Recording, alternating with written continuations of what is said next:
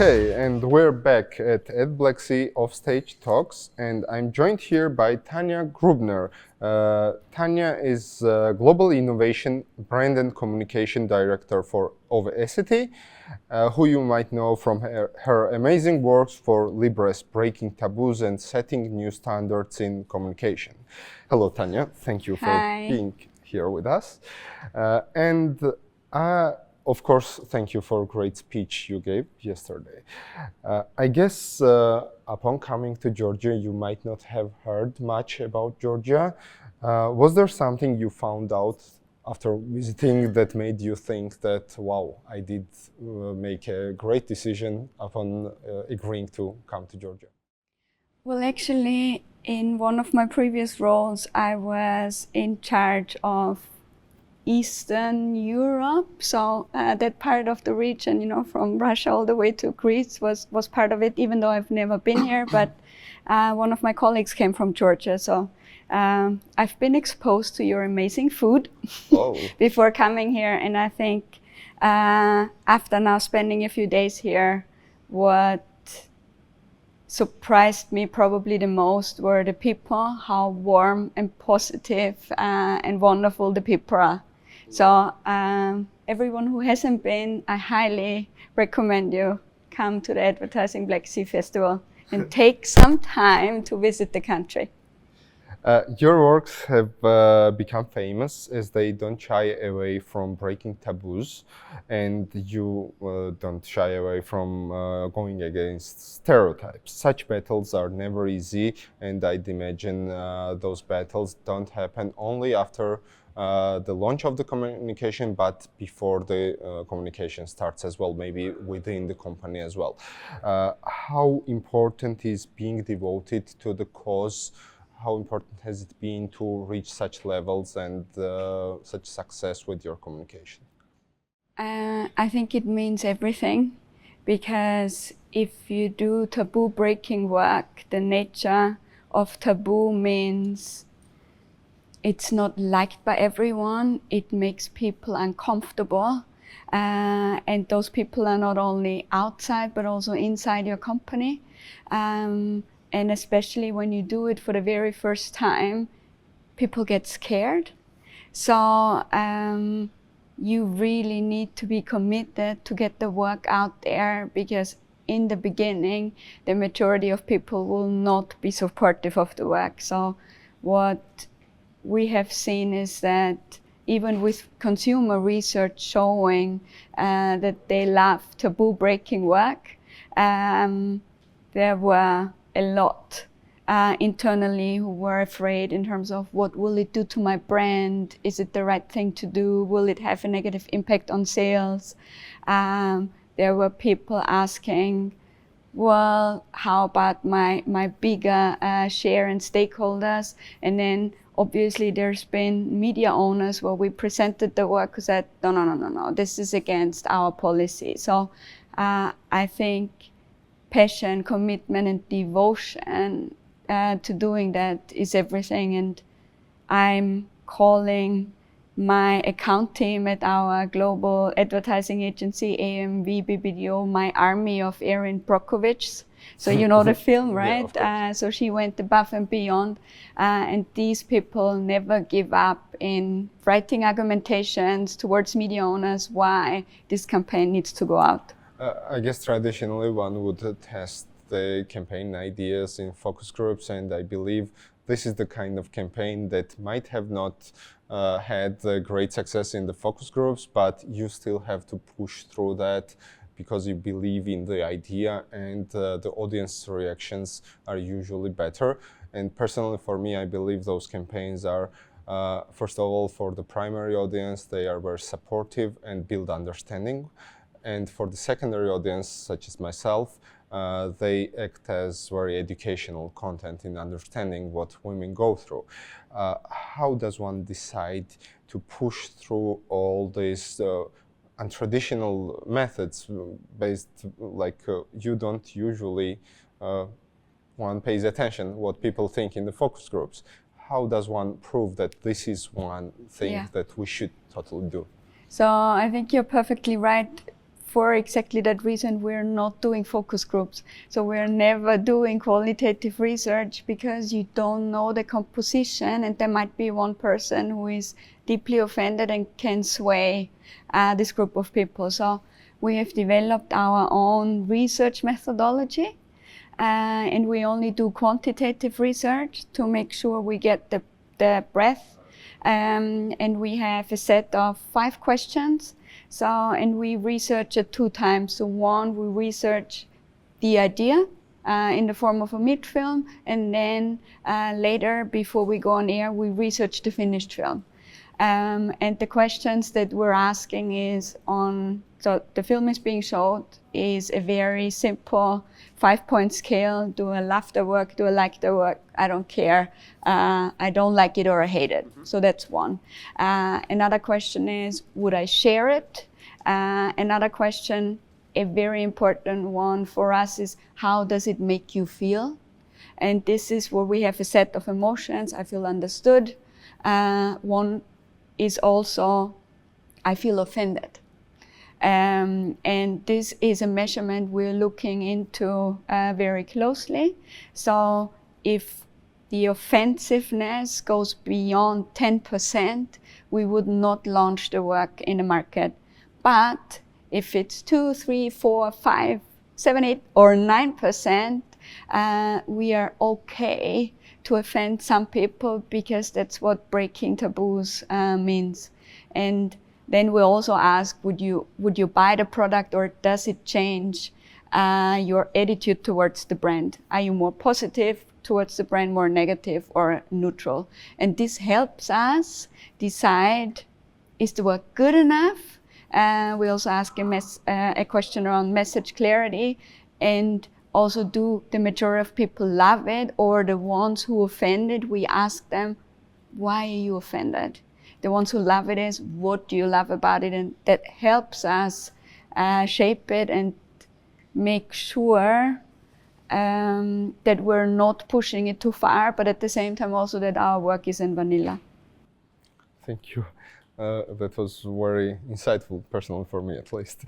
Tanja, your works have received numerous awards to date around the globe, and your works have been recognized like some of the arguably probably the most successful campaigns in recent years, with Viva la Vulva and Womb Stories being among them. Is there a work that you did that probably flew under the radar, but you still hold it very dear nevertheless, and think that it should have achieved more? Yeah.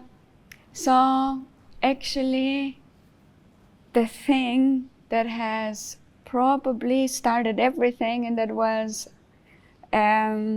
shortly before I joined, was done by one of my colleagues.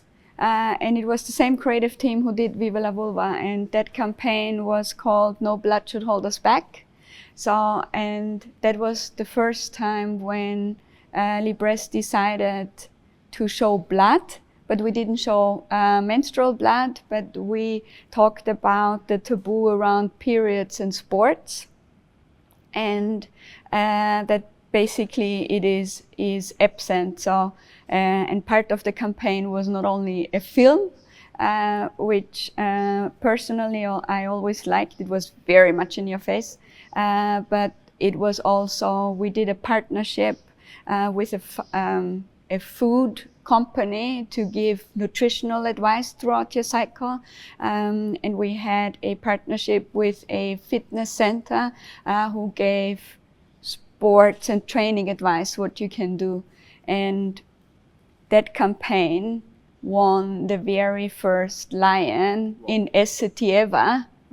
It wasn't a gold lion, and that was also not only the first for Essity in the company history of more than 150 years, but also for the feminine care category. And I think that was really the starting point for everything. So look it up. No Blood Should Hold Us Back. I definitely will. And the music is also very powerful. Yeah, actually I love the music from Viva la Vulva. I just sometimes listen to it on Spotify. One of the things I want to mention, I think Libres was also the first company to show that it's not some blue liquid that should go into. Yeah. Today, like throughout the speech and throughout this interview, you told us about the process and the bravery that is needed to take up some challenges like that, and the results are showing at the moment that you are on the right track. How do you think what's next for Libres, and are your upcoming projects, and are there any upcoming projects and collaborations that you are particularly excited about? Yeah, so actually we have just launched in August our latest work. It's never just a period, and that was probably one of the most difficult campaigns to make, because it's incredibly complex. We showed a lot of products. It's for all our markets globally, so from Sweden to South Africa and Argentina to China. And what we are telling is that even though there's been massive progress in terms of how we show the period care category and period care advertising, so blue liquid is a thing of the past because we are women and not Smurfs. And there is also women have much more confidence. But what we found out is that women still have so many unanswered questions around their bodies. And that led to us understanding that even today there is girls who see blood in their pants and they think they are dying, so because they are not aware that they are just getting their period. So with Never Just a Period, we want to start the debate and answer a lot of those questions and make sure that women know they are not alone. And I think my dream is that this is not only sparking a debate but also collaborations, so that at universities, when you start medicine, the menstrual cycle is taken into account, menopause is taken into account, the impacts that we will collaborate with, for example, when vaccinations are developed. You're not only asking, are you a man or a woman and how old you are, but which part of your cycle are you having, so that we can understand, are there any side effects, and that basically the female body is much more researched and understood, so it's not such a mystery. So yeah, my future dream is that Libres can start collaborating across the industry to support women. That's amazing. And I guess battling stereotypes is never getting easier, but fighting for a cause is really rewarding. So it doesn't get easier, but we get better at it. Yeah. So because we've been doing it for so long, it's still a challenge, but now we also know the tricks. Yeah, that's a great insight.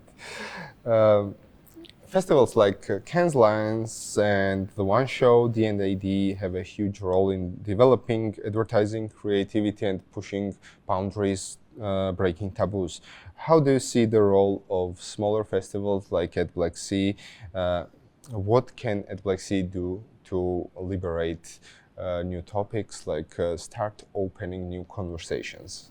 So, I mean, obviously, Cannes Lions and One Shows are the known ones because they're the biggest ones and they're global, but it doesn't mean that regional shows are less important. So I think the strength of regional shows is to really shine a light on the insights from those countries in here. And I think over the last years we've seen creative work coming from much more countries. In the past it was always the US, everyone looked into the US, but today we look into Brazil, we look into Argentina, we look into Thailand, and why shouldn't we in the future also look into Georgia? And I think this is where creative regional festivals are really important.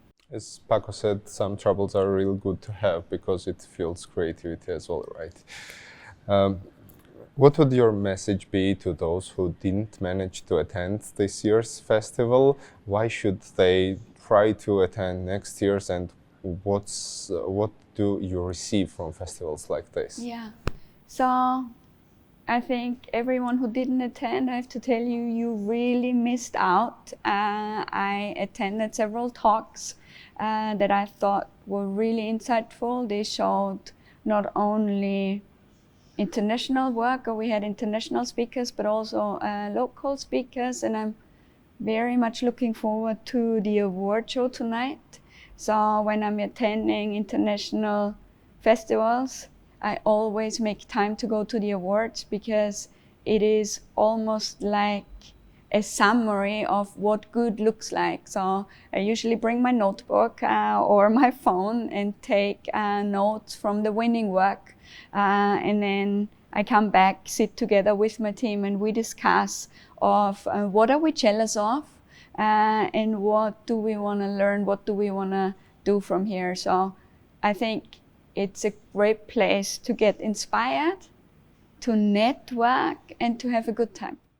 Thank you, Tanja, for inspiring through your work new generations of creatives, and for sitting with us at Black Sea Offstage Talks. Thanks for having me. It has been an absolute pleasure. Thank you.